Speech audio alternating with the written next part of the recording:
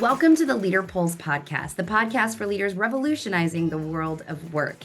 I'm Holly Tate, the Chief Marketing Officer here at Leadr. And in today's episode, you're going to get to hear from Alina Vandenberghe, who is the co-founder and co-CEO of Chili Piper, a fast-growing SaaS company. And on today's episode, we unpack the idea that focusing on retention might be a waste of time. So here is me and Alina unpacking this hot take that Alina has for all of us today.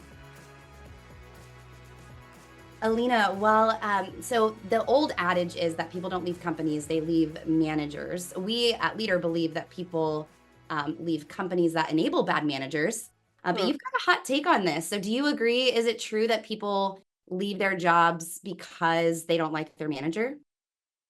I believe that for people to thrive in companies, they need to have the support of the system for them to thrive. And sometimes the manager is an obstacle to that. And we've been trying something that's quite radical. We've been exploring this for a while now, which we call self-management.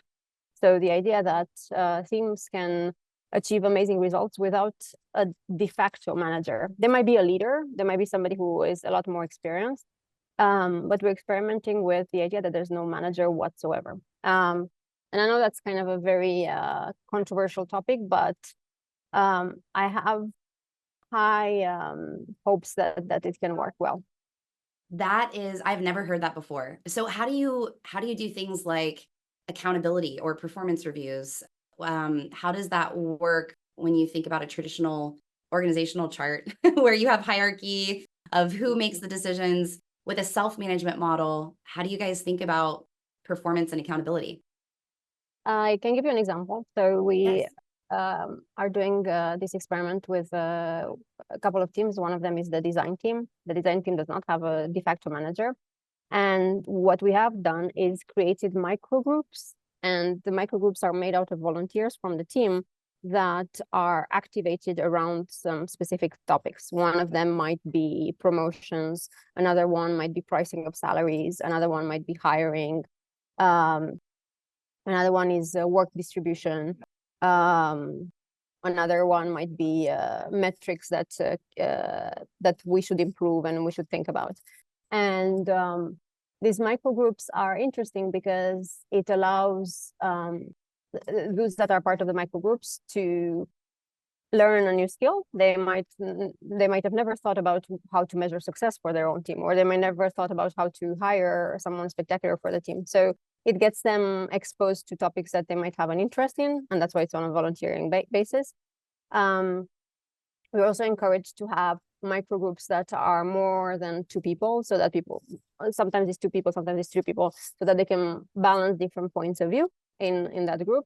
And there is a backup plan if there's nobody in the microgroup that might be volunteering for a specific topic, but the team keeps itself accountable as opposed to one single person. Yeah, that is really interesting. How are you guys going to measure? It sounds like this is kind of a new idea that you're trying. How are you measuring success of this leadership model? Right now, we're doing an anonymous survey every 6 weeks or so, in which we're checking that we're still on the right path, that we're open to hiring a manager for the team. So it's not a made decision, but so far the anonymous survey shows that they're very happy without having that kind of support, which is interesting. That is really interesting. So that leads me to another thing that I've heard you say is that the growth of employees is more important than the retention of them. That can be really scary if you think about, well, what if I develop my people or I grow my people and they leave, right? I've invested and poured all of this time, money, and resources into them, and then they move on to a different company. But you're saying that the growth is more important than retaining them on the team. So tell me more about that. Why do you think that's the case? So I think traditionally the focus on retention for people teams makes sense because you don't want your top performers to leave. But I think that's the wrong way to look at it. Because if you really don't want your top performers to leave, then you create opportunities for them within the company that can allow them to thrive. And that's a very different way to look at it, rather than try to keep them captive If you look at it for opportunities for them to develop further, depending whether it's aligned with their mission or not, then it just creates a different kind of culture where you look of opportunities in areas where you might have not looked before. Maybe that person who's a top performer, maybe they're in sales and all of a sudden they're interested in marketing. Maybe they are in marketing and all of a sudden they realize that they've reached a ceiling and there's nobody around who can mentor them. And then you look outside for a mentor. So it just creates the right kind of activities and actions within the organization rather than trying to keep people captive. And it has happened to us many times because we really hold true to this value of helping people grow. It has happened to us that we found jobs outside of the company and they're very happy, and that creates goodwill over time. And it shows that we really mean it. It's not just blah, blah, blah. That we say that we care, but we don't take the right actions. Well, and that leads me to another thing that I've heard you say, which is kind of a hot take, which is you believe that it's more important to align people with their passions in the role within the organization. And again, that can also sound a little scary to an executive that's like, well, I don't really care if they're excited about this. I need them to drive results and get this job done. So how do you reconcile driving business performance and growth with supporting employees' passion? I'm curious to hear how you align those two things as a leader. First, it starts with the interview process, and I'm very intentional about making sure that the job description that we have in front of us matches with the passions of the person that we're bringing on board. And I feel it's really hard to fake passion. Yes. Because when you ask people about their work and you ask them about how they go about certain things, you can tell in their body language if they're excited about doing that particular work or not.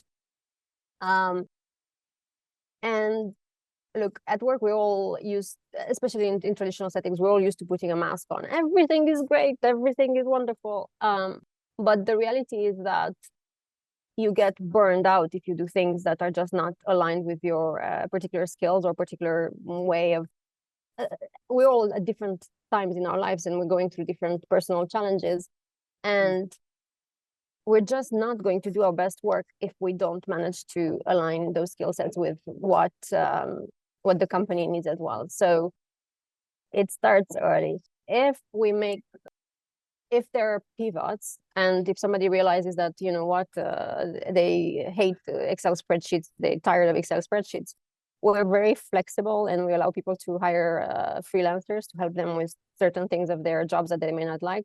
And these days, there are a lot of people who are providing fractional help, and there are other people who are passionate about certain things. And why not like dig into this new economy and then benefit from it in ways that allow our own employees to thrive? It creates a beautiful ecosystem. Well, Alina, thank you so much. I'm always inspired by the way that you guys are looking at leadership and leading a company differently there at Chili Piper.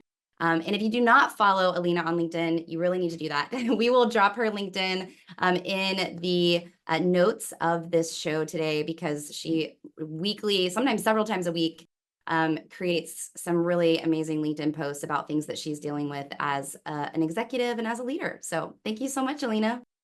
Thank you for creating this little opportunity for us to discuss topics that might not be discussed in other settings. And I do want to end with one thing. Yes. For me, this value of having fun at work is so important that I live it every day.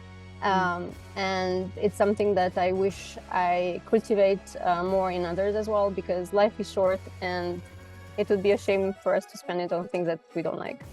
That is so true. I cannot agree more. Thanks for listening to today's podcast with Alina Vandenberghe. Make sure you go to our website, Leadr.com, and sign up for the Leadr Pulse newsletter that we send out every week. That's the latest actionable insights for leaders revolutionizing the world of work. And I want to encourage you to go follow Alina on LinkedIn, where she posts regularly about her hot takes around business or leadership. We'll catch you next time on the Leadr Pulse podcast.